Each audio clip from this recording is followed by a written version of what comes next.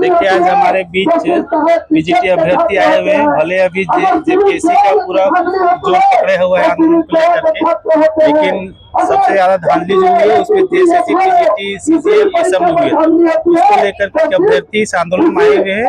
Jharkhand cockroach है, आइए इनसे जानते हैं कि क्या क्या घोटाला हुआ है झारखंड में पिछले कुछ वर्षों में एग्जाम को लेकर। सभी को जोहार। जैसा आप लोगों को पता होगा कि झारखंड में क्या चल रहा है। पीजीटी का आंदोलन हम लोगों ने 2023-24 में लगातार 60 दिन किया था और हम लोगों ने चीख चीख के उसमें बताया था कि पीजीटी में किस तरह से धांधली हुई है। आज 3 वर्षों के बाद आज पूरी दुनिया उस बात को एक्सेप्ट कर रही है कि किस तरह से झारखंड में धांधली हो रही है और इसका जीता जागता एग्जाम्पल है अभय तिवारी।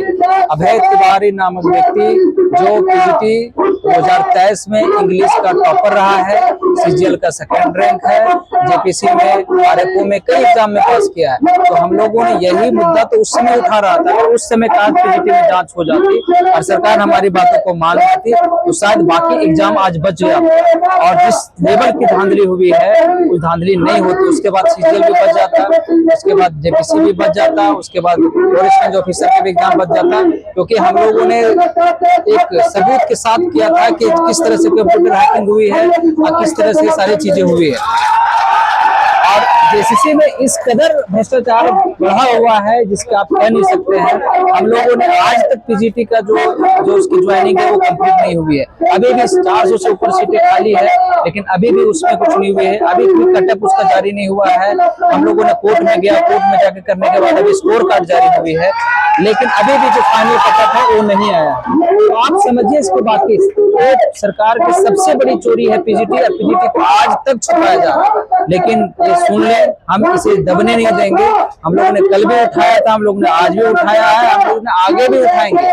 और जिस तरह से लोग जो इस तरह से गलत तरीके से एंटर हुए हैं उनको तो एक दिन हम लोग बाहर करेंगे। उनको ये अच्छी तरह से समझ जाना चाहिए। और अभी जो माहौल चल रही है, अभी बहुत सारे नए कानून भी अभी विधानसभा से पास हो गई है, तो इनको और उस कानून में प्रावधान है कि पुराने भी केस को वो टेक ओवर करेंगे। तो अभी देखिए कानून तो अपनी जगह में है और लोग भी अपनी जगह में। अभय तिवारी जिस चीज में पकड़ाया है, हम लोग कोर्ट में भी उस चीज को मेंशन करेंगे कि ये जिस एग्जाम में बैठा है उस एग्जाम का कड़ी से जांच हो जाए। क्योंकि पीजीटी में बैठा पहला उसका जो था पहला एग्जाम पीजीटी था जिसमें उसने धांधली किया था।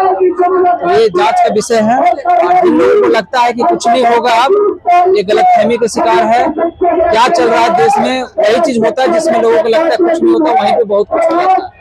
और पीजीटी में बहुत कुछ होगा, तो ये आप लोग अस्वस्थ रहिए।